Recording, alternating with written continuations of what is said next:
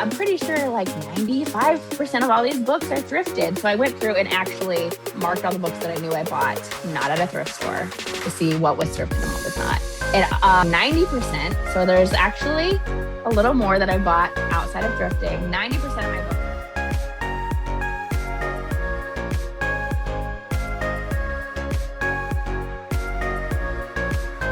Welcome everybody to the Today's World. I'm back here with Miss Jenni, known as Jenni 50 Reads on TikTok. So the last time we spoke, I'm remembering either it was 13 or 1400 books that you have. So what is the count now? Not you clocking the number I had last time. Oh my gosh, that makes it so much more. Like, bam. 18 just over 1800 now. What month was that we talked? We talked a couple months ago. I want to say it was like spring. Yeah, like February or March maybe. Mm-hmm. I'm gonna say February, so it feels like it's even more time for me to amass that many books. Let's not look into it. Let's not look into it. That's a lot. She has almost a full public library. She has a personal library. What would make it a public library? It has to be a bigger number. There is. So I've seen a lot of discussion about it. I think there was just like a passing, like a couple graphics or posts where like people said you had to have 1,000 to have a library, but you could call anything a library. Like you could call your 10 books a library, but to make it a public library, you have to allow people access to your books. So if you're not willing to let people come in and use your books, then you can't do that. I saw somebody posting like a snarky post recently. I guess there was some corner of the bookish space. I don't know. I miss the drama type things where people were complaining that they finally collected enough books to be a library, but they couldn't get tax exempt. And I'm like, what? Were you collecting books for tax exemption? Like that's never crossed my mind. That's not why I'm collecting books. Yes, but that's if you want to make yourself a public library, then you could be tax exempt because you're offering things, you know what I mean, to the public. Yeah. And the girl was like tearing them up. Like, why would you want that? I'm like, that's never crossed my mind. But I think in order to be public, you have to have 1,000 and obviously share, which we know. I have met one of those goals and do not plan on sharing. So there's that. Now, all right. So if you were going to share a book, what will be your stipulations on sharing a book? That's really rough. I feel like I know like most of my bookish friends, like if they were local, no problem. A lot of us kind of agree on like how we treat our books. But I think you would have to be somebody who, well, one, it would depend on which book they wanted to borrow. Because some books they could be super common ones. I know I could find another and it wouldn't stress me out if it got ruined. Like, right. I'd be a little miffed, but like we could go get another $2 copy this week. You got to be someone, I would say not having little kids. No offense. I'm a mom. I know what happens, you know. Sometimes my 11-year-old can't be trusted by the books, but I would say not having little kids just because you can't control the chaos. Unless I know you're like storing the book on the top of your fridge, but just not be a spinecracker or a dog ear person, and just give me back my book in the same condition I gave it to you. Really, that's all that matters. But I mean, it's not hard. It's really not. It's really not. Or you have to be somebody that I think that's going to give my book back to me too, because I feel like there's a lot of like borrowing and you just forget to like get things back to people, which we've all done, I'm sure, to some degree. But yeah, I don't know.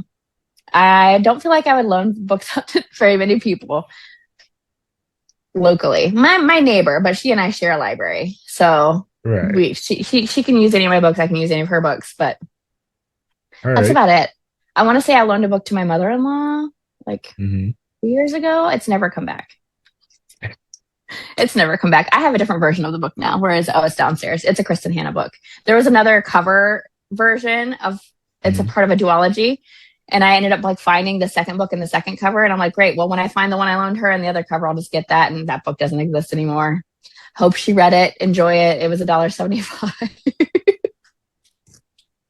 Where do you find these deals? Do you just stock Facebook or what? Do you like? I just go to my thrift stores for the most part. Like my Goodwill, so my local Goodwill chain, which is the biggest carrier of all thrift stores in my metro, um, Yeah.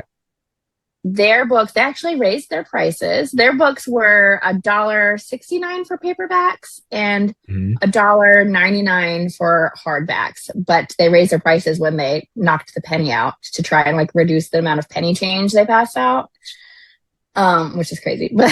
But they raised it to Yeah. like 175 and two even, which is like, a 5 cent increase or whatever. But that's the cost of books there. And then our other local thrift stores are like $1.49 and $1.99. Like that's just the cost of books at the thrift stores. Or some do like 50 cents and a dollar, but that's just that's the going rate around here. They actually charge more on people selling books on Marketplace or more. But I mean, I'll browse. You never know, someone's Right. giving something away. I mean, I've been on Marketplace, browser on all the things. You're laying in bed like, let's see what people are giving away for stupid change today. You never know what you'll find, but every once in a while there's a good deal on there for books. But yeah, just my thrift stores. I'm not hunting deals. They find me. I stop by and they just jump into my arms and into my car. So you're not like you have to buy a book at full price. What will make you like want to buy one at full price? Just go to Do you Barnes and know what Noble. is crazy is I recently went through, so I store all my books or I scan them into the Libib app so that I can kind of keep track and search it. And Mhm. I have been meaning to like go through because when I initially started scanning them all on the app last summer, a year ago, I just went scan crazy. And I didn't realize there were parameters that I could set for it to automatically like have each listing as its own setting. So I've been going back and like adding tags to books so I could search for those specific tags. And I went through, Mhm. I recently did a bookshelf tour on my book talk and I gave like a random number, like I'm pretty sure like 95% of all these books are thrifted. So I went through and actually marked all the books that I knew I bought, not at a thrift store, to see what was thrifted and what was not. And 90%, so there's actually a little more that I bought outside of thrifting. 90% of my books are thrifted. And I was thinking of like where I bought them. And even some of the ones that aren't thrifted are still super cheap, like $5, Yeah. $4, Ollie's. And I think the most expensive book that I bought was special edition Seven Husbands of Evelyn Hugo. When I was traveling last year in Toronto and visiting another book talk friend, I bought that for $30. And I'm telling you, like, there's not much that will make me buy a $30 book. I bought that one because I was on vacation. You know how vacation spending is like, I'm traveling. I'll buy a $30 Right. book. It still haunts me that I spent $30 on that book. And that was 9 months ago. I really like, I don't pre-order. I will buy, like, to me, a full price book is like $20, 15 to $20 is a full price book. Maybe a brand new release of like a book that I've really been craving. I pre-ordered Onyx Storm last year for, the Fourth Wing series. And I think I even bought that on like the buy two, get one for Target. Like I waited till they did that and then pre-ordered it. So But you I just don't full stay. price it. I just don't. I don't know. Okay. So up here we have a super used bookstore that you'll Mhm. probably just devour, like literally. It'll Isn't be that like like the giant one yeah, that's up there? Okay, I've seen in it on TikTok. Burlington. Yeah. Yeah, you'll probably just devour the whole store. It's day. I I would mean, love to go there. it gives you a reason to come up to Massachusetts, right? Just go to the super bookstore and just Right? shopping Listen, spree. we might come up sometime soon. My other half was trying to go up there on a whim like 2 or 3 weeks ago. He's like, I just want to like teach our son about like let's take him on a history tour. And I was like, that's not a trip we plan like with 4 days notice. Do you know how much tickets are for airfare for 4 days notice? We should plan that out more. So maybe soon. I was trying to think just right now when we were talking, what will make me buy a full price book is a book signing. Like if I'm going to an author event. Okay. Which author though? A lot of authors. So I went to a romance book festival in spring. There was one author there whose books I'd already read, which is why I went. Well, I mean, I went to hang out with a friend, but for me to want to buy a ticket, there had to be at least one author, And it was Liz Tom Forty at that event. And I've read an entire series of hers, but I didn't own any of them. I've never seen them at Thrift. And I was like, I love those books. If it's books I love and I'm going to go to the author event, I bought the whole series except the first one, which my friend gifted me when I arrived. So I will do that. But those were still less than $20 a piece, or maybe around 20 a piece. But yeah, if one of my favorite authors is coming down, I will buy, because a lot of times like the ticketing price for an author event includes the book. So it might be $40. That's like a $25 book, and then $15 to like be there and get it signed or whatever. I will do that. That's pretty much it for me, spending full price on books. That's probably my biggest full price book haul. I bought that whole series plus 2 other books from authors that were there. Okay. That's it. I mean, so I got tickets to the Emily Rath book signing. Ooh. So yeah, my wife, who's also is named Emily, I got her a ticket and the signed copy, which was about 45-ish bucks, which is because I'm not going to get myself a book. It's all for her birthday. Right. Okay. So I got myself heavy points. So I got her a blanket, which Petals and Pages does them by hand. I'll send you her TikTok to you after. She also reads books as well. Nice. So I ordered that blanket. She made it custom for me. And another person who does crafting, who also reads books, I ordered a cup for her. So now she has the book, the blanket, and the cup. And the cup is a Highland cow with Diet Coke on it. Like a Highland cow drinking Diet Coke. That is cute. That's super cute. That's her whole birthday gift. She got me tickets to see Josh Gates. So I'm like forever indebted to her. Right? Yeah. Wow. Yeah. Okay, you guys just keep like one-upping each other. Love it. That's super cute. Yeah, I was thinking the event, like the price of the book. So I'm going to a book festival in North Carolina in September, and they just announced Jodi Picoult as their like keynote wrap up. I won't be able to go to that event because it's too late on the last day, but it's like $40 to see her, but it includes the book. So I think that's kind of like standard pricing to get, be at an event and get a signed book of a new release. I'll spend it, but that's an experience. And, you get a personalized thing and it's worth it. I love it. So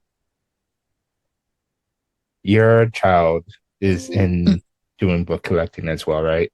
So how many books does he have? Does he have?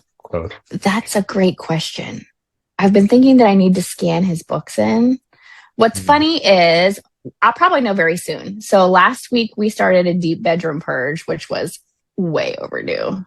A summer project before I picked my nephew up to spend the week. I was like, you got to clean your room because I'm sure you guys are going to be in here needing to access things and you can't access anything in here right now.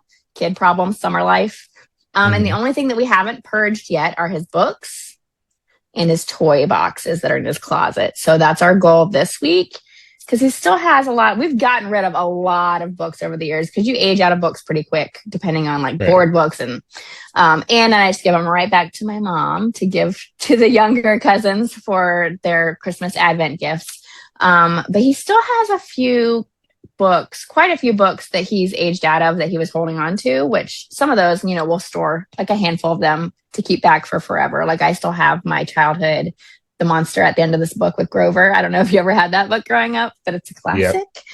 Yep. So some of those we'll keep forever, if he wants to have them for his kids or whatever.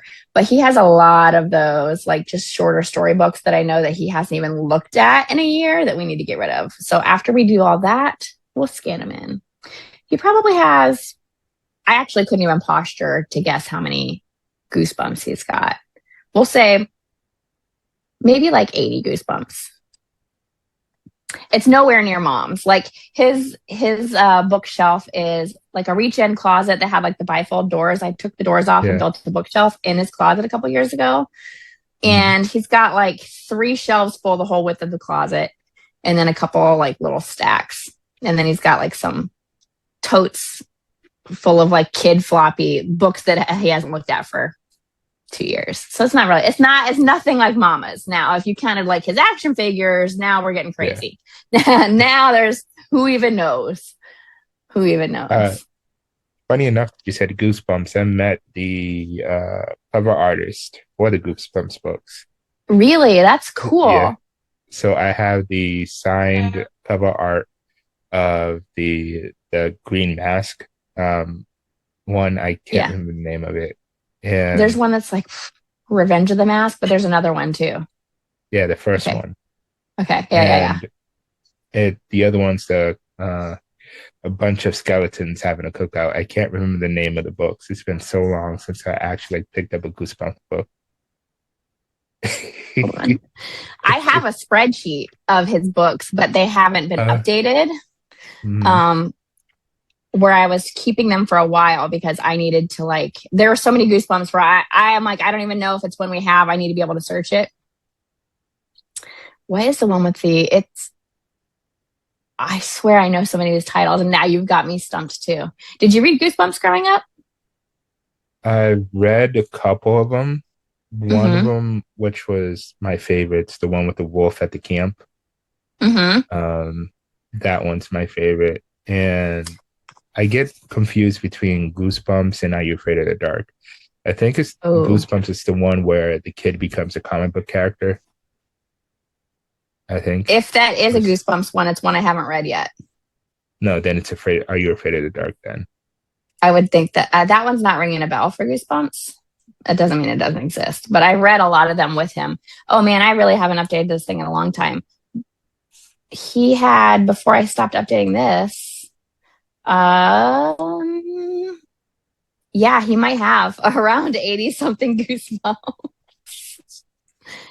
Man, what is that one? With the one with the cookout is the one with the cookout is Say Cheese and Die, because that's one with the camera. Oh, like they took a picture of them. Okay, and they die. Yeah, that's the one.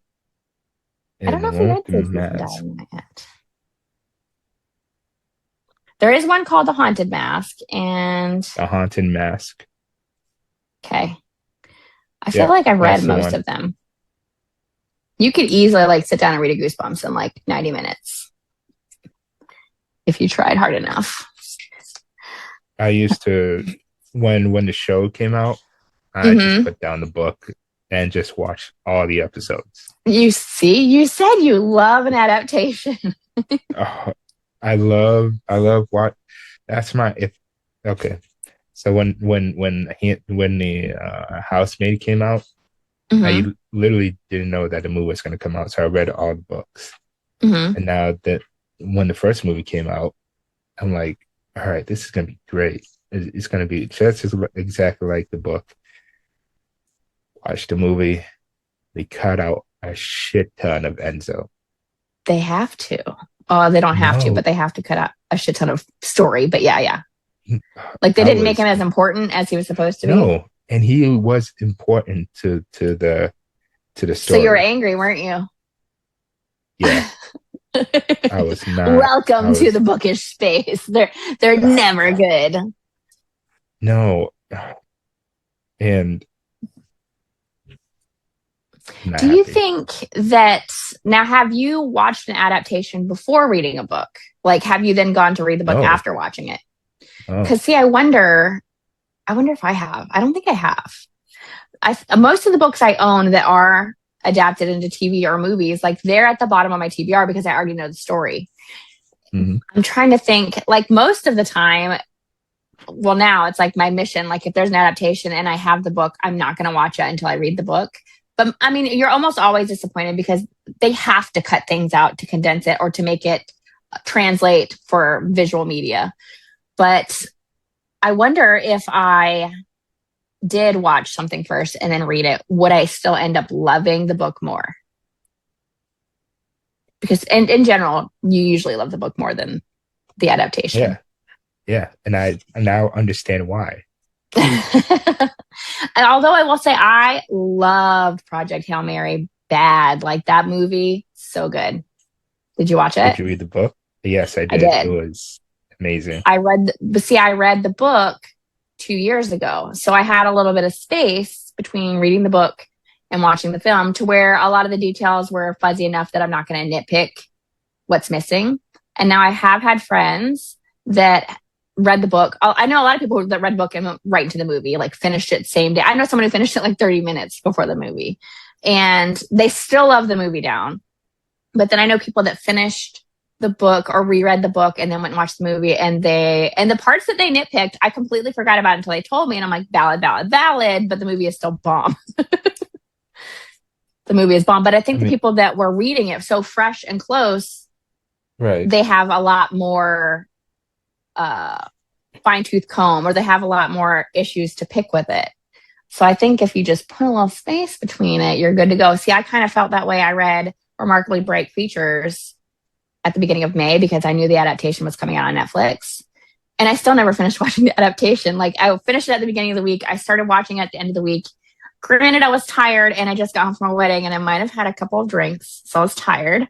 And it just wasn't catching me. I was like, I hate this. Right. I hate the way that they made the characters in the adaptation. They were much more caricature versus what they were in the book. And I was like, I can't do this. But now everyone else says it's an amazing adaptation, but maybe it's because I just finished it that week and I'm still attached to those characters in the way that they're presented in the book. I don't know. But I haven't finished the last half of that movie because I was annoyed. Fair, and it's valid, you know. Right. The first book I ever like picked up prior to Stephen King was The Da Vinci Code. Mm-hmm. I was so bored reading that book. Were you? Yeah. Saw the movie that was going to come out. Uh-huh. And just tossed the book and just watched the movie. I'm like, great, this is... Was the movie good? It was. See, I have not read the book or watched the movie, which is surprising because I am a Tom Hanks stan. His hair is stupid. I can't say that. His hair looks stupid for that movie. And I think I might have thrifted the Da Vinci Code at some point, like randomly. Like, there was a couple random grabs. I owned like 5 books in physical form that I had seen like in passing before over the years. And I know I had a Da Vinci Code that I offloaded that I just owned for 10 years and I never read it. But a lot of people loved that book. Like, it was a gateway book for a lot of people. Like, it has short chapters and keeps you going. But I haven't read it or watched the movie. But I hear it's a good series. Watch the movie. The Da Vinci Code, Angels and Demons. I hated Inferno. Really? Do they have a movie for all 3? Yeah. Wow. Yep. I didn't know. Da Vinci Code, Angels and Demons, Inferno. Didn't care for the Lost Symbol. It was on Peacock. It was boring as hell. Just stop while it's good at like the first 2. Yep. Stop while it's good. I mean, you can watch the third one. I mean, you go ahead. It's Tom Hanks, but wouldn't. I love me some Tommy Hanks. Mm. Yeah. He's my go-to for saying thanks. I just put T Hanks. He's like America's uncle. Like, why is he the nicest, coolest presenting guy ever? Is it because we grew up with him? I don't know. He just seems super chill. Yeah, and talented. I mean, whenever I see him like on social media, it just reminds me of that video when he snapped at people because he literally like pushed his wife to the ground. Did he? To get to him. Yeah. I'm sure I've seen it. I just forgot. Oh, he was livid. He was. I've never seen him that mad in my life. Invading his space. Yep. I mean, valid. Yeah. So, would you ever get 2 copies of the same book just because they're different editions or different? Yes. Yes. That was a quick yes. Yes, okay. But I don't think I would do it easily. Like, I have 2 copies of Onyx Storm, but I don't really feel emotionally attached to either of them. I didn't love that book. But I thrifted one. So, like, I thrifted one and I got the very first one I found I was walking through Target, like they were supposedly all sold out of like the special Target one they announced after everybody pre-ordered whatever was available originally. And I had a Target gift card. And so I got the You original didn't even one buy for the book. Someone gave you the no. money to buy that. Why? So I get like Target. This is why when I say I buy book, like my brand new books are still cheap. If there's a book I really want, I will earn on my little Target rewards, like buy, if I'm going to buy laundry soap and it says, oh, spend $50 on household items and get a $15 gift card, I scroll the eligible items and see if it's anything that we're running out of soon. And if we are, then I stock up then, and then I get a $15 rewards card in my Target circle and let it sit there until there's a new release of something that I really want. And then I get it for free. So even my brand new books are hella cheap. Can you like do a TikTok series or YouTube series or some type of series so people don't have to spend large amount of money on books? I could. I mean, now the people, I don't know that I'll be very helpful for people that have libraries like mine that are all brand new books. Because if you're scrolling the bookish space, there are plenty of people that have what I have or close to or seeming, at least from what you can see, of all brand new books. And I don't get enough rewards to have a library like that of brand new books for those deals. But I mean, if you are someone who wants to have new, yes, I could do something. I could do. Thank you for the content idea. I could do something. I do. There have been a couple times over the last 2 years where I've shown people what I've gotten for Target with rewards, but you can always do it again because you always have new people watching and people didn't see it last time. Right. I mean, I've seen your thrifting hauls when you go into like those bins of like books and you're trying to search for like the rare what's gems crazy and stuff. is I don't go there anymore. And I just started going there when I put those videos up because I was like, oh, this is exciting. I avoided the bins for a long time because I just didn't think it was for me. Our bin store is literally next door to a regular Goodwill. And then there's like our local Goodwill headquarters is behind it. So that must be like the little epicenter for like the franchise in the South. Or Palmetto Goodwill is our chain that's like down the coast. But I went in once and I like the bins culture is like, it's its own culture. Like the resellers are in there. They're wearing gloves. They camp out. There's like, you can put your cart to the side. You can cover it up. Don't touch people's carts. Don't stand behind this line. It's a lot. So the first time I walked in there, I was like, I have no idea what's happening. There are scales and like all kind of stuff. I walked right out, but I seen a few other people's videos and I was bored one day. So I went to the Goodwill and then walked right next door and walked in and started finding books. And they had their own separate pricing. It was like, I want to say it was like 75 cents a pound. I'll have to go back and look at my video. I don't remember what it was, but I just started going, found some bangers like over the course of like a month. And then they changed their pricing right when I just got used to going there. And they changed their pricing to $1.75 flat rate for anything in there, $1.75 a pound. Why would I subject myself to digging through the bins where the books are being trashed? People are throwing shoes on top of them because the people in the clothes bins, the resellers, are throwing stuff everywhere. They don't care where it goes. They don't care if it's in your way or on top of a book. When the regular price for the pricing for books at the regular Goodwill next door is $1.75 for a paperback. Most books are around a pound. So why don't I go in there and not have to wear gloves or like fight people for a better quality book for the exact same price? So I'm like, man, I miss the Goodwill. I miss the bins hunt. But they changed their price. I thought about sending an email like, why would you do this? Like, you could turn more books out. Like, it's the same price, but they're being treated, they're terrible most of the time. Yeah. So no. It's not worth it. It's not worth it. I wish there was another bin store though. I love a bins moment. Do you guys have like discount bins places up there? I don't think we do. And if we do, it's in Staples. And it's just not like, it's just, no. I That's don't like a know. new thing. I haven't, I went to our Staples, I don't know, like 2 months ago. And they're doing all kind of stuff in Staples now. They didn't have the stuff in the bins, but the bins were a new addition to the back. And I was like, what's happening back here? What are we about to do back here? I haven't been in since they put stuff out there, but there's been a few places here that will pop up and they're not open very long. But of course, same thing happened. I found a bin place here where it's all Amazon returns or like Target overstocks. And I found them. Was it after I already had my son? Yes. But a friend of mine was about to have her baby. And I was like, girl, I got you. If you got to go to the Ben's place, they have a brand new crib in a box and it's $20. Like anything that you need for your baby, like let's check it out. So I started going there. Like it was only open on Saturdays. And I found a few amazing things for super good prices. And then they closed. Like after a month of me going there, I'm like, well, dang. I would need you to come up here and help me find some good stuff because I don't know what I'm doing. I mean, we have a salvo like literally next door. I don't want to go in there because it smells musty and stuff. And I haven't been into that salvo since my dad lived up here.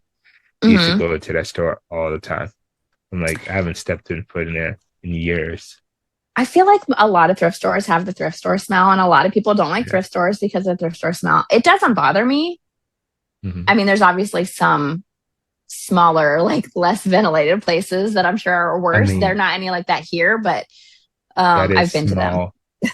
Yeah, that's small, less ventilated, and every morning there's a shit outside the door because people don't know. Just leave it there. Yeah. Yeah. Jeez. Yeah.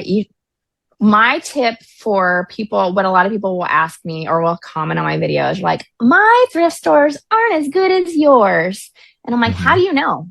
Just because you see me with this stack of 20 books, you have no idea what my thrift stores are like. And prior to me making this my entire personality, I kind of felt the same way.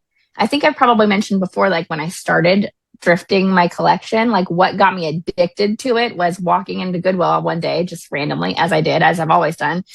And just walking by the bookshelf, like I wasn't looking at it specifically for books, but I saw the ACOTAR series on the bottom shelf, which was easy to see because they're bright. And so I was like, oh, I didn't know we had the new at the thrift store. And so then I took those home because I was like, this is crazy. Everybody wants these. And I got them for $1.49 a piece. So then I was like, we're going to stop by all the time. But that's my tip for everybody is like, you have to go frequently, because if there's something that is on the shelf that's a banger, do you think it's going to sit there for 4 days waiting for you to finally stop by? No. It's like at my store, they stock all day, every day. Some stores only replenish things like only on Wednesdays, or you're not going to figure that out unless you start going frequently and then kind of get a pattern of like, oh, these are the same books that were here yesterday. These are the same books that are here yesterday, or you see them putting stuff out, and then you can kind of know when to stop by. Like, I wouldn't say that my stores are better than anyone else's. I've seen some vlogs on this app that their book selections in their thrift stores are like whole bookstores. Like my book selection at my Goodwill is smaller than what's behind me. And the people's vlogs in like Minnesota, I feel like the Minnesota stores always have bangers. It's like 4 or 5 aisles of this. And I think people imagine that's what I'm going with. No, like I've got all of the old Bibles and the James Patterson and the Daniel Steele. They're always there. But if there's like 2 Frida McFadden's there, and I go on Monday, grab my 2 Frida McFadden's, go the next day, there's nothing new. Like to get my 20 book stack on Friday, I didn't go to the store once. I went every day, and I might have left with books twice. So like that's my tip, is to go frequently and at least figure out what the vibe is. And I mean, there's lulls. Like summer has been, nobody's donating anything, I feel like, at all. It's real hit or miss in the summer. People are busy. They're on vacation. They're doing whatever. But the beginning of the year, that's when you got to go. So I love how you do your Monday musing. You know, sit in front of your bookshelves, got your coffee and everything, and what you got during the week or the weekend. So before you do the video and stuff, how does a typical day of book thrifting go? Where do you start with? How many stores you go to? What do you have in hand? What coffee? Do you make coffee at home? Oh, okay. Well, on a Monday musing, there's nothing happening before that video other than me pouring the coffee. Usually. I like hop out of bed and like go get my coffee and yell at my son and then come up here and record, which I'm like in my pajamas, my hair's not brushed usually. But on like a typical thrifting day, so this is what I do. This is how your girl thrifts, especially during the school year, is I typically thrift from, well, I'll thrift all the time, but I typically thrift from around like 11 a.m. or 12. I'll usually thrift like the last 2 hours of my son's school day if I've got time to kill. So I'm lucky that in my metro, in like our 4 or 5 towns that make up my metro, my town specifically has the most thrift stores in it. Like I've got Hmm. 8 in my town when there might be like 2 in the rest of the others.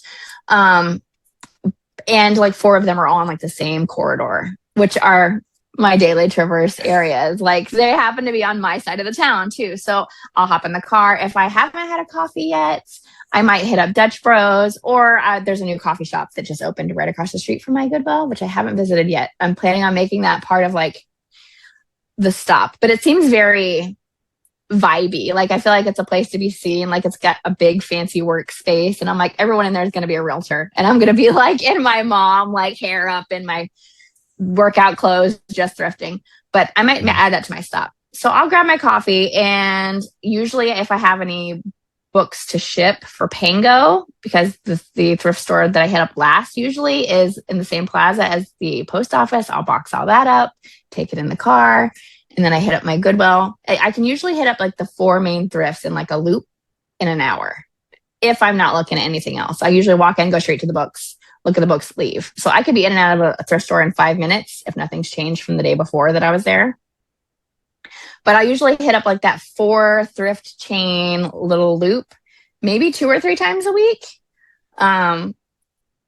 If I have like an hour, if I have one solid hour of doing nothing, I'll do that.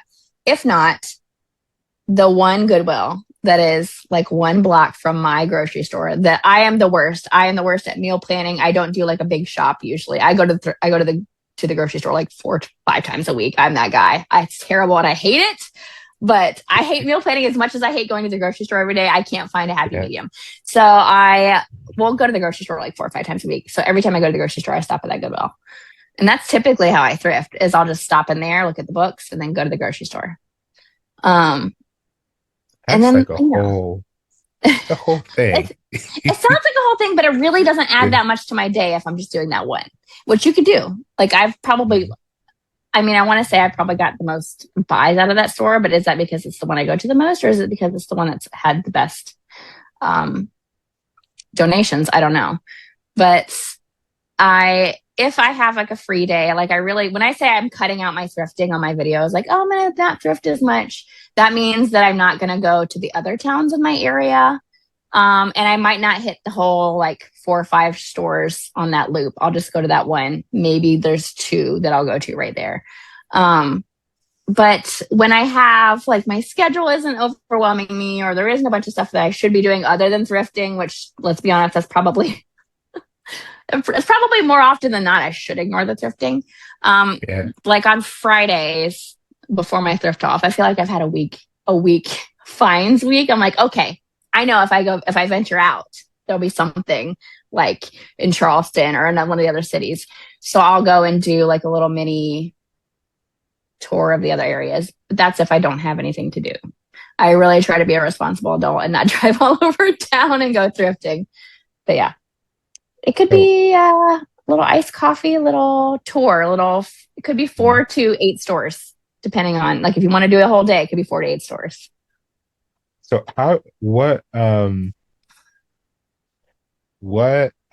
geez, I just saw a message from a buddy.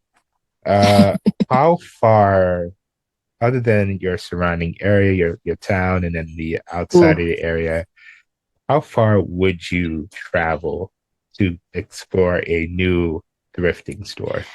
Okay, this is a complicated answer because I have driven like an hour to go to one thrift store out of boredom. Like there was nothing to do that day, and there's one thrift store way out in the country. There's nothing by it that I stopped at once on the way home from a road trip because I had no pressing issues on that road trip, and I found a banger that I sold for $40. So I was like, okay, that was a lucky hit spot before. Let's drive out there. But I typically don't do that so much anymore. I'm not likely to do that so much anymore because I get pissed off when I waste the time to make that round trip and get nothing. Like then I'm like, oh, well, those 2 hours I could have read a book or worked on a project here or anything like that.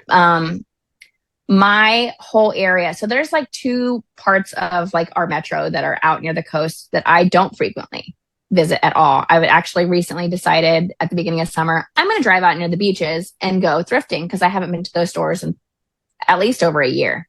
And I hit up these 3 stores that were way out there and got nothing. And I'm like, this is why I don't drive out here. So I would say reasonably for me to go thrifting, I'll drive like 20, 25 miles. Which for me, like I realize in denser metros, 25 miles is really far. But we're much more spread out here. To drive 25 miles isn't a big deal. That's like a 30-minute drive. But yeah, regularly I would do like 25 miles. Now, if I'm on a road trip, like for instance, a little flavor of mine that I like to deal with is like my nephew is visiting right now and he lives in Tennessee with my parents. And when we trade kids or my son goes to spend the week with them, we meet like on the state line. So we meet halfway.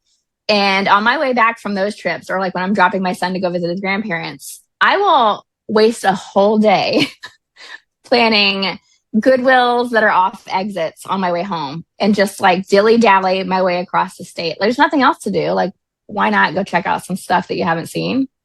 I've done that a couple times, or I've gone up to Charlotte to go to IKEA and on my way home, dilly-dally the whole way back through thrift stores. It's fun. So how many thrift stores have you like, did you actually like point out, all right, I'm gonna go to this exit, then that exit's on the way? But so what I do is like if I'm stopped, like getting gas or whatever, I look at my route. Like let's say I'm riding down 95 and I'll type Goodwill in or I'll type thrift stores in, depending on what day of the week. If I feel like I'm always traveling on a Sunday, which is probably good for me because most small charity shops are closed on Sundays, sometimes even Mondays. Goodwill's open every day of the week. So it's usually a Goodwill.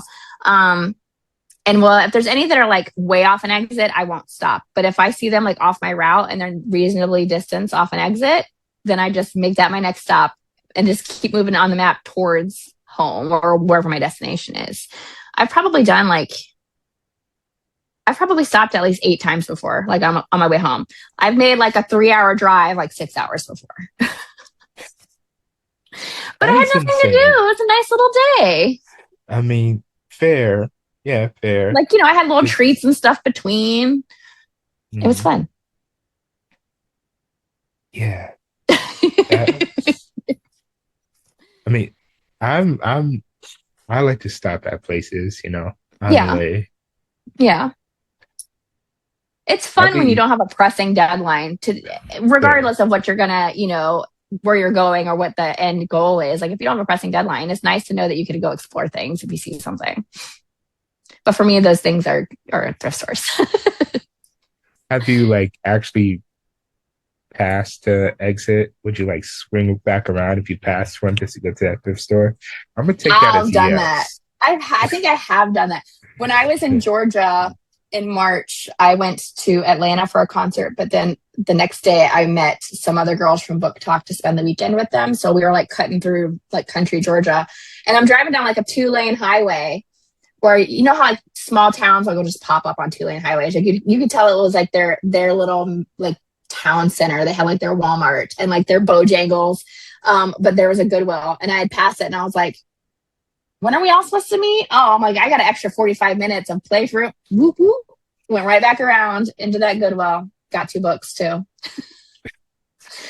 What did I get? I got this book. I got Long Bright River by Liz Moore from the Goodwill in, what was the town? It was somewhere in North Georgia, where there's another thrifter on TikTok. She does book thrifting, but she also resells and thrifts all kind of stuff. It was in her area. I thought she was in North Carolina. She's like, no, I'm in Georgia. If I would have seen you in there, I would have lost it. I'm like, next time. Next time, Fred, next time. But yeah, I don't know. It's just like a little treat. It's nice if you're in a new town, if you just like stop by and see what's there. It's only like $2 or $3 usually down here anyways. Now I have seen people that share in their metros that their stores are selling like $8 books at Goodwill. That's how much a brand new book is for me at Target. So I'm not going to buy an $8 book at a Goodwill ever. Ever. Not even a $5 book at a Goodwill. $4 and down at a thrift store, I think, is my price. Jeez. You are a thrifting queen, let me tell you. I get it from my mama. Now, has it been a book that you've been like, that you went to like different thrift stores justified just to have one book, hopefully that you don't have to buy like full price? I Yes and no. Like that, now that I have so many books, like I don't ever, like there's always a running list in my head of like, these are ones I want to find. There is such a thing as like thrift manifestation. There's been 2 or 3 times where I have said, oh yeah, I really want to read that one. I'm going to definitely like make a point to keep an eye out for that book. And then within that week of me saying that, I find it. Um, but I've never like gone out and like said, like I've never gone like specifically hunting, like I'm going to find this week. Cause you never know what's going to be there. So I feel like that's kind of Right. hard to do unless I'm looking for like a Tom Clancy or a Danielle Steele. I could go out and be like, no, I know I'll find that this week. Yeah, no, I've never gone and like specifically looked for a specific book that day or, on that shop. But I know like now my thing is like, I know I'll find the book that I want thrifting. It might take me months, but I know I'll find it. Just like that $30 special edition Seven Husbands of Evelyn Hugo that I bought brand new in Toronto. I thrifted it 6 months later. Now, is it as crispy as the one I bought brand new? No, it was a little worn. I ended up giving it as a giveaway for when I hit 3K. I thrifted a box of books for people. I did a whole thrift haul that I gave away. And I found it that week. And I was like, well, this is a great special edition. Like somebody's going to get a special edition. But see, even then, like that's how that $30 haunts me. Like I bought it for $2 6 months later. It's not that serious. And I don't know who these angels are that are buying brand new books and turning around and giving them away. Like I understand if it's been sitting around your house for a while, but I'm talking like I have thrifted books the same week they've come out. And I'm like, who is treating these like they're throwaway? Like in my brain, they're treating it like very, like just like consumable, like just whoop. Like why would you spend $30 and then just, I mean, God bless you. God bless you. Thank you. You could have got that from the library, but yeah, I win. I usually go to the used bookstore, sell back my books, and just get more books. Like I would do that. I mean, I kind of do that in a way with Pango. I don't really buy on Pango, but it's the same thing. You earn Pango bucks on Pango, and then if you want to buy from other people, you can use your Pango bucks, and there's like a discount if you do it that way. But that's kind of the same thing. We only have 2 used bookstores in our entire metro. One of them in my town, but it's very much not the vibe. Like what they charge people is insane. I went in there recently. I've been in there 3 times ever. One time was very recently because I'm like, I haven't been in 2 years. Let's go see. It's almost all like 30-year-old mass market paperbacks, like your granny's, like romances from the 90s and Westerns. But he had some bangers in there, like, but they were $30 for like a book of the month club. I'm like, my man, they didn't even charge you that when you bought it from book of the month club. It's like $20 bucks from them, 25 maybe.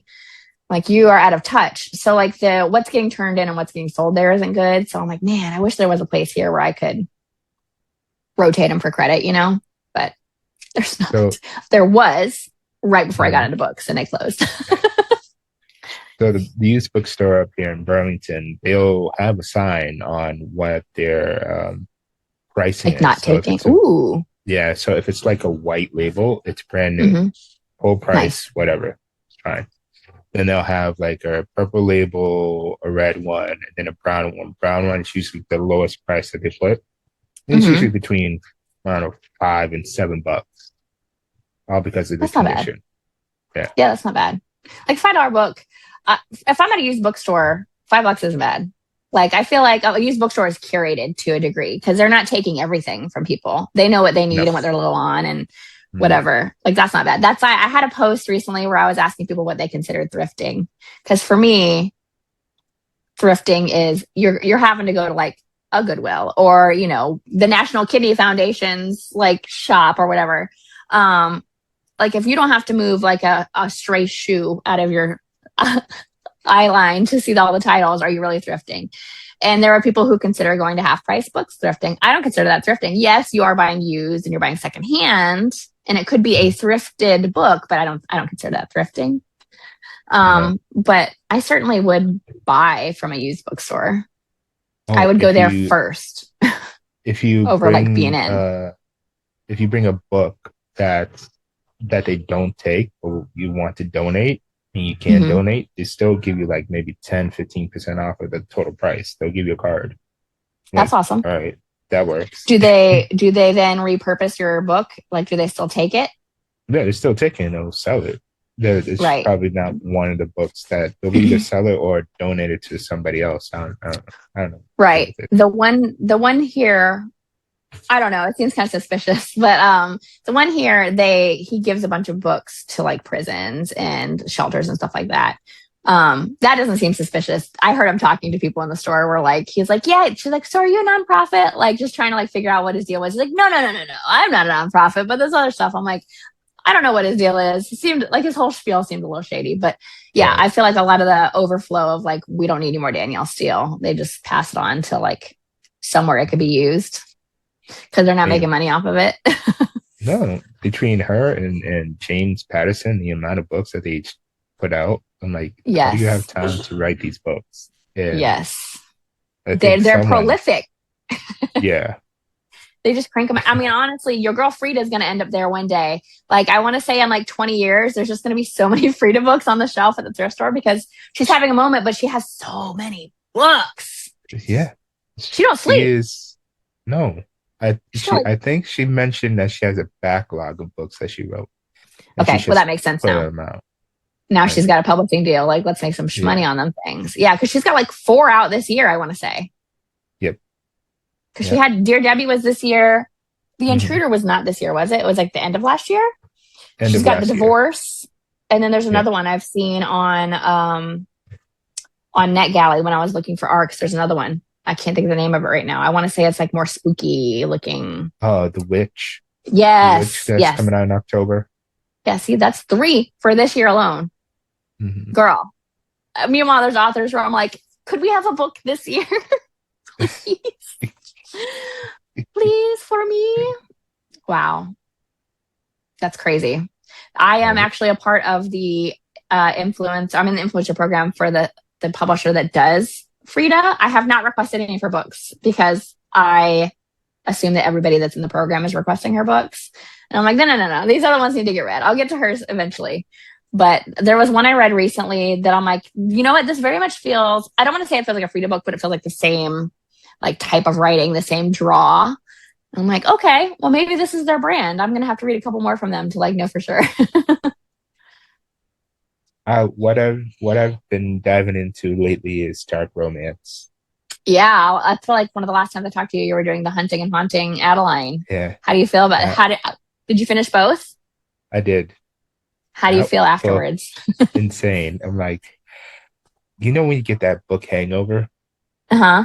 after reading such an amazing book, Uh huh. That happened. that's yeah, that's how I feel. Like Is that the I fog you're held living in? a little bit. I held like Rita, like such in the high regard with Never Lies. Hmm. And Erin Reed, I don't know if you follow her. Maybe. She told me to read that book, and it's one of her favorite books. Like her book on the spine has like 7 cracks in it. Like she Wow. read it so She's much. been in that book. She's been in that book, and it's on the top of my list. I would Mm, recommend that first to anyone who's willing to read dark romance. right. Yeah. So, are you going to grab Dark Romance next again? Or are you going to No, I switch it got up?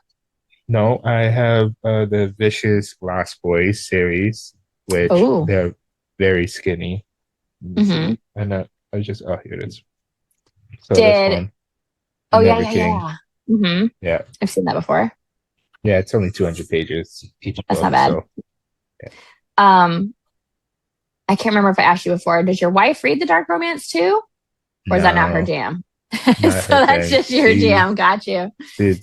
I got her Lights Out, and she said it was okay. It wasn't like her Yeah. favorite, but she loves Caught Up. She loves that whole Caught Up book. Yeah. Oh, she was caught up in that series. I'm thinking of caught up in another series. I'm like, ooh, Liz Tom 40. No, different series. Yeah, caught up is the second book or the third book in that one. Third book's not out Second yet, book. right?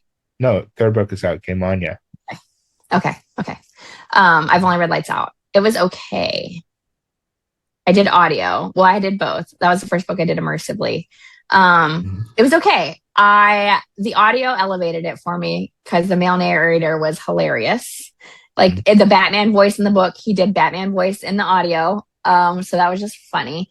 I felt like Lights Out is like a dark rom-com. Have you read Butcher and Blackbird? It is. I haven't, and everybody's telling me to read it. It's the gold standard for dark rom-com. I feel like a lot of people. So I read that before I read Lights Out. So I was comparing them, obviously, because that was the only experience I had to measure it up to. I like Butcher and Blackbird more than Lights Out.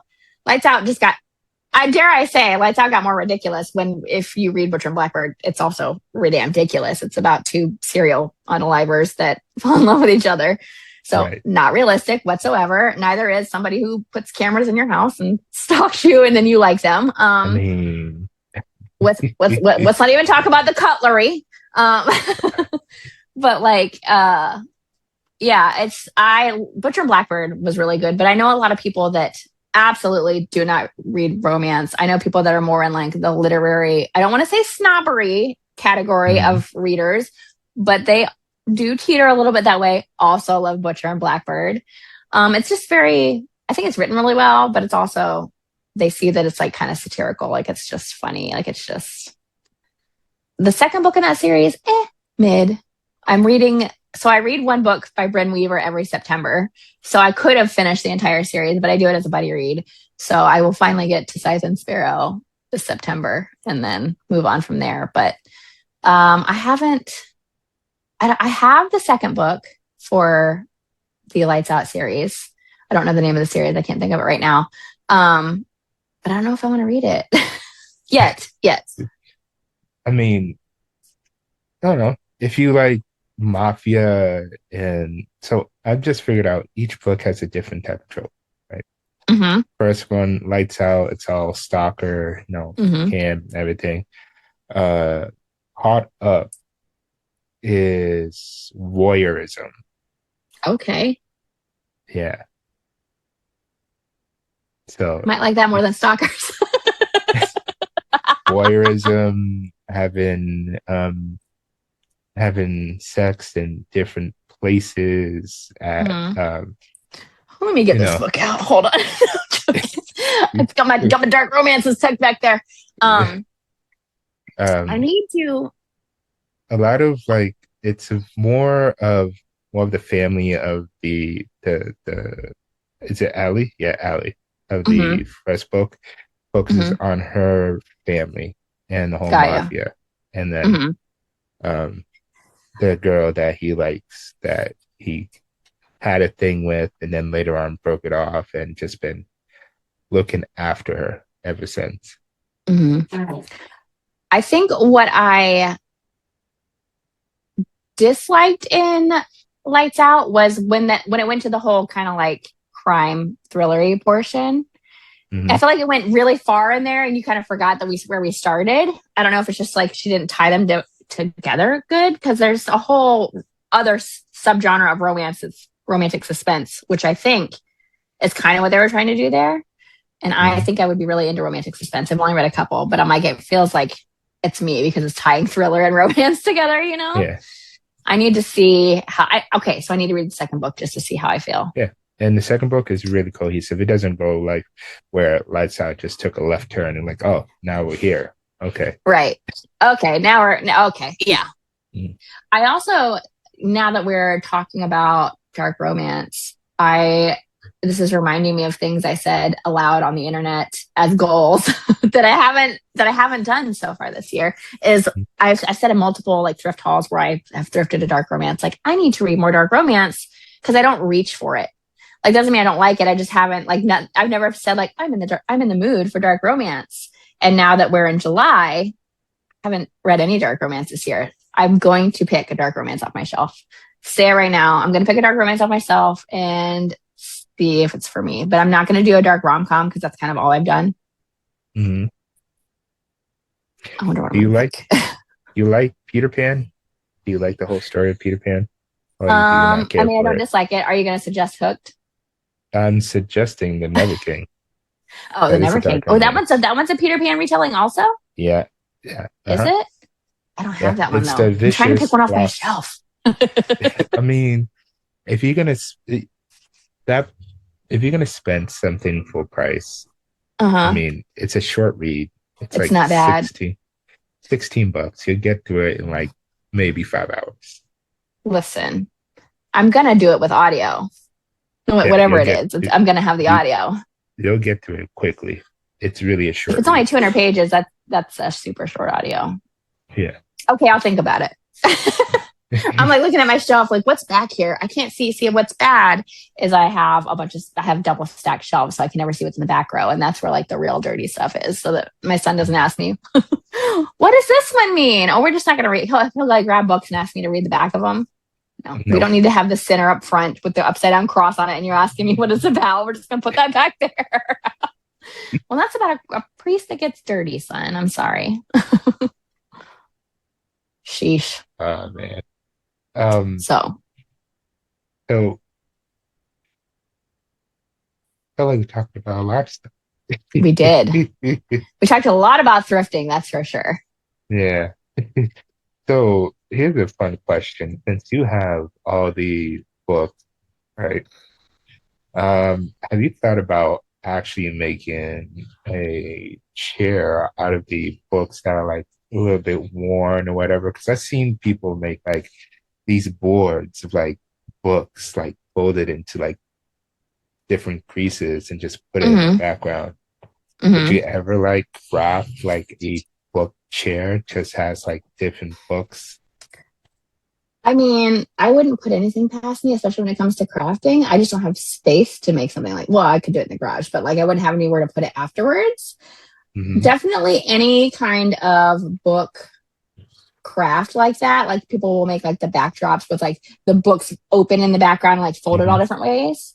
I could definitely, I would definitely do that. Someone's selling one right now on Marketplace, actually. I'm like, that was definitely someone's wedding backdrop or something. Yeah.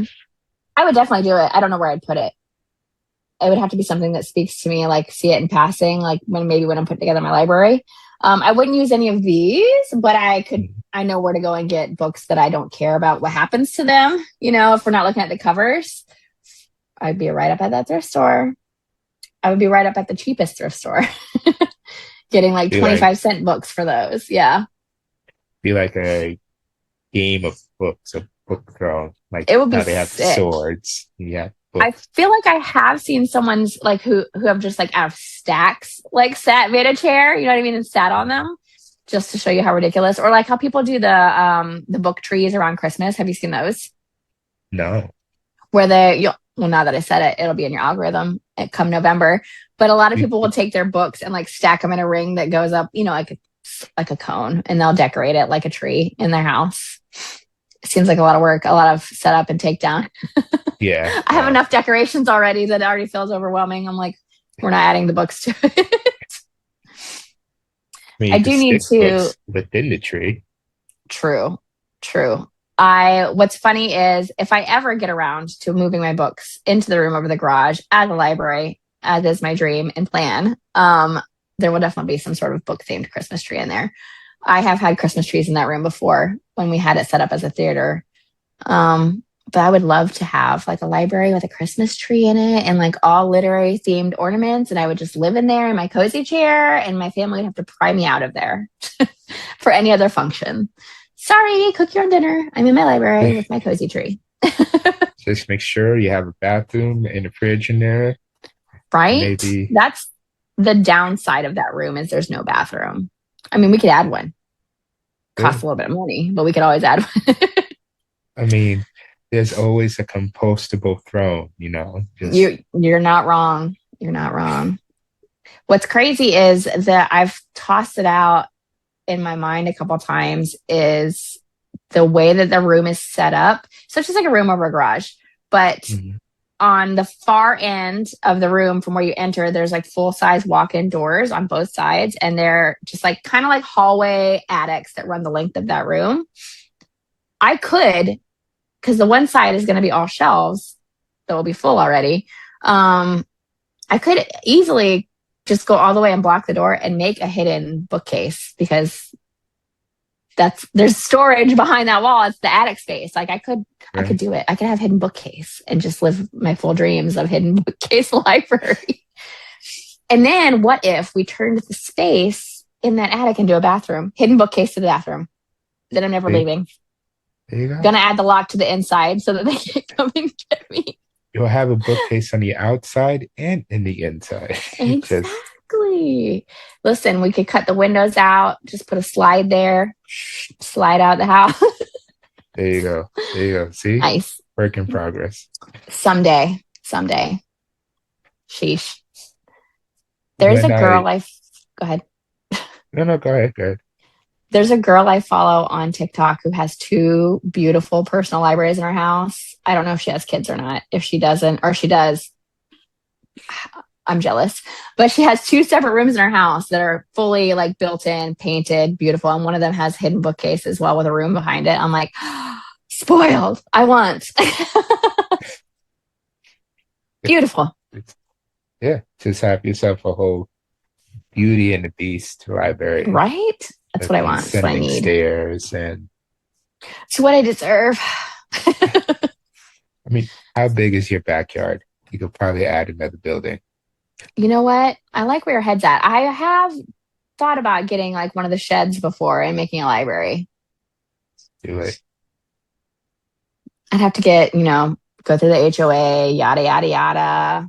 It feels like a lot of work. But every time I pass like one of the like shed sales lots, I'm like, I haven't financed anything in like 20 years, like big. Right. We could listen. Let's go big. Let's go get a $20,000 shed. I mean, if you have a sliding door to the back to your backyard, right? Just attach it to the sliding door. I'm saying, if you want to go to the backyard, just go through the front, walk around. I feel like it's been every kid's dream, at least it was mine, to like have your own like HQ in the backyard. I don't know if you ever dreamed of it, but it'd be like, I want to move out of this house, or how you would make your room your own house so you wouldn't have to go into the rest of the house and like plan it out. I always wanted like a shed headquarters, even as a kid. That would be a dream to have a she shed.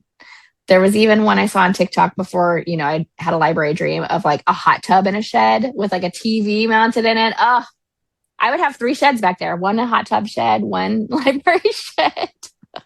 All or just get a house big enough to have it all. Have a second house in the backyard. That's my compound back there. It'd be amazing. A dream come true. Right.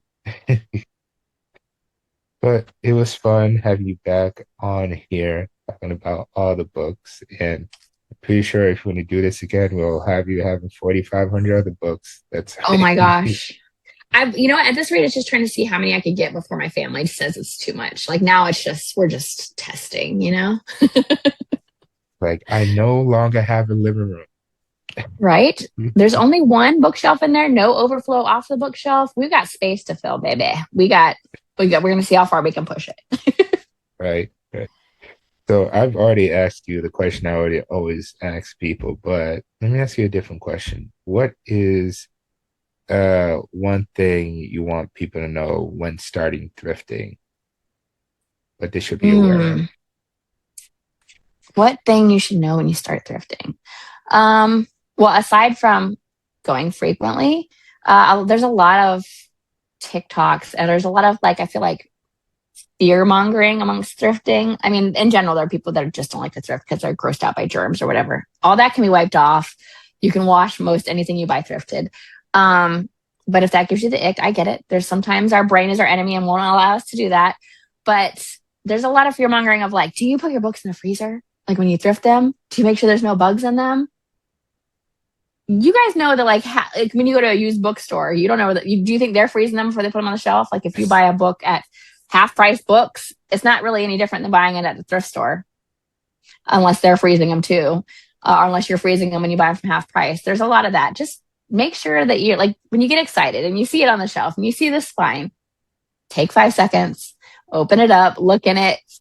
Sure, things could slide past you anyways. Check the quality of it. And then buy it. I've been gotten before too, where I get excited and it's a crispy spine and I take it home and then find out it's got water damage on the last 30 pages or worse. There's been worse things, but I no longer do that anymore. I take the 5 seconds and give it a full look down in the store before I take it home. Just do that. You don't have to freeze them unless it makes you feel better. I've got 1,800 books and no bugs that I'm aware of. So you don't have to freeze them. You just wipe them down with an alcohol wipe if it makes you feel better and move on and check them before you check out. What is the weirdest thing that you've seen in a book, Oh actually, my since you said gosh. that? I The have done videos where like I stockpile the things I find in books and then we'll like do a video, and I haven't done one in a really long time, but I haven't been stockpiling the things I found. I haven't found a lot recently. Um, Weirdest thing I think before was like I found like a greeting card that somebody gave to their significant other of like 20 things that they loved about them. And then there was a picture of the person I think that received that card. The girl was like putting her makeup on or doing earrings or something in the mirror, and there was like a picture of her doing that, and she was looking in the mirror at the person. But like the card of like the 20 things that I love about you were all very boob centric. Jeez. Like it was very much like, I like it when they're pressed against my back. I like it when you wear a tight shirt. And I was like, do they know that this ended up at the thrift store? I don't know how old it was. Maybe this Yeah. person isn't even alive anymore, either of them. Who knows? But I was just like, well, this is a find.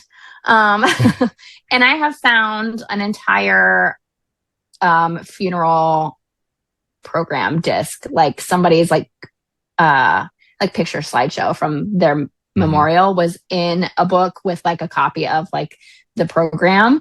And I was like, did they know that this got donated? Like the wife or whoever, the kid, whoever this person was, that they accidentally donated like their entire photo slideshow.